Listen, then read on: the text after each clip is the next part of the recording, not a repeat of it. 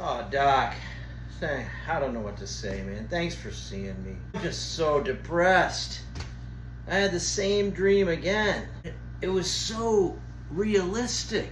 He stuck with Harbaugh. Just can't help but wonder. We should have kept Harbaugh after the 2020 season. Oh no. Is this that same fantasy dream where Michigan wins back-to-back Big Ten championships? They beat Ohio State 2 years in a row. They go to the college football playoff twice. Come on.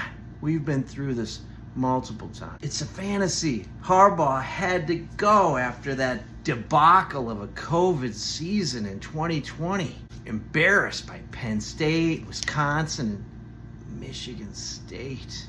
We barely beat Rutgers in triple overtime. Mediocre recruiting. Harbaugh stuck in that same old boring, senseless offense. Don Brown, season after season. The program just needed a change. I know.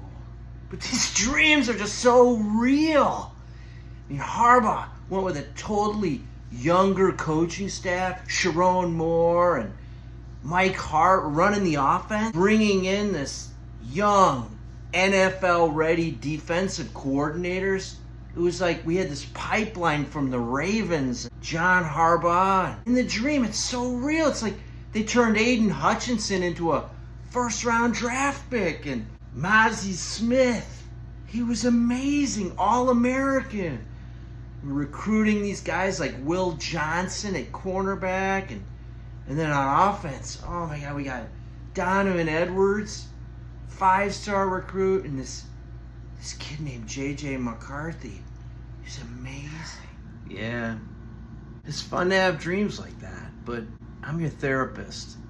It's time to wake up to reality. Okay? Donovan Edwards and Will Johnson, they play for Alabama. J.J. McCarthy, he's at Ohio State. Yeah, but Aiden Hutchinson was a 5th-round draft pick. Mazi Smith, of course, you remember, he transferred with that exodus of players that left after we fired Harbaugh. We are where we are, okay? Coach Matt Campbell he's making progress. I mean, sure, he lost 9 games in his first 2 seasons, but reality is Ohio State's just still the class of the Big Ten, and followed by Penn State. It's like Michigan State's looking pretty good under Mel Tucker after 2 great seasons in a row. 5-4 in the Big Ten last year, it's not that bad. Ohio State and Penn State and even Michigan State are having such success. We just need to give the current coaching staff a little bit more time and try to be able to compete with those elite programs. Yeah, I know. You're probably right. But it's just so hard to think of another season finishing 4th in the Big Ten East.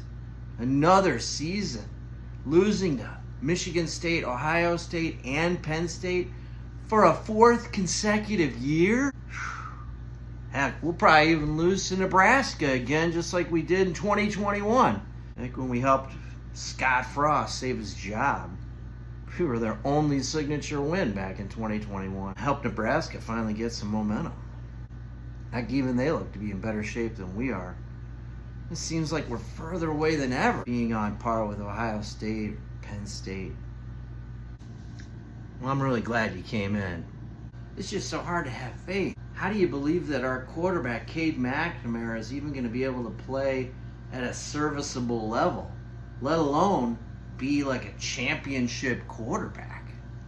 Yeah, I hear you, but it's not all Cade's fault. It's not like he's had a lot of help the last couple years. We've been really weak on the offensive line, and we don't have those elite running backs that we used to after Blake Corum and Zach Charbonnet transferred. See?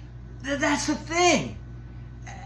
Harbaugh turned Blake Corum into a Heisman Trophy candidate, and our offensive line was amazing in this dream.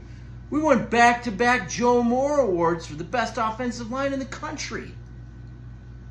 Wow, that was quite a dream. Everybody knows Georgia won the last 2 Joe Moore awards for the best offensive line in the country. followed closely by Alabama and Ohio State. Michigan just can't hold a candle to those teams up front. And when they have a gap to fill, they just go to the transfer portal and get some elite kid like Alabama did last year with that Oluwatimi. He came from Virginia. Blake Corum, he transferred to Virginia Tech, and now he's at Penn State. We just haven't been able to compete for those elite transfer portal kids since Harbaugh was fired. Yeah, but, don't focus so much on the transfer portal. I mean, recruiting's really picking up under head coach Matt Campbell. We're back near the top 20. Now with USC and UCLA, Oregon and Washington, they're all joining the Big Ten. How are we going to ever win the conference? Are we ever going to make the college football playoff? Even with 12 teams. We already can't compete with the existing top echelon of the Big Ten. It's only going to get harder. True, yeah, but actually, bringing in more power teams into the conference means it could help dilute the talent pool even further. Plus, every third or fourth season, we'll get a favorable schedule draws. But isn't that a loser's mentality? Sounds like the way the Big Ten West teams think.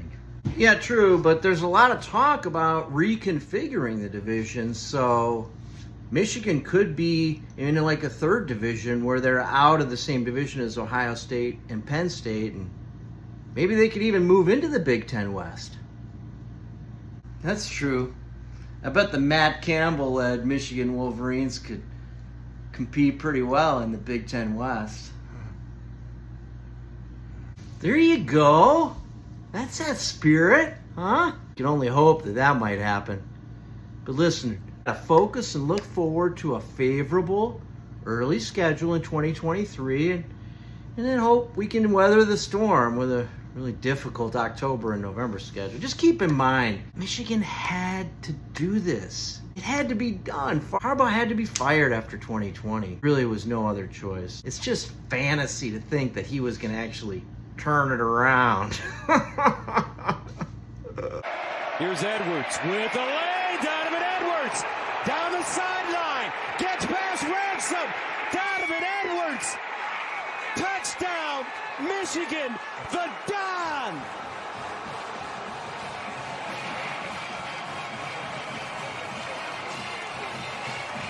"75 yards.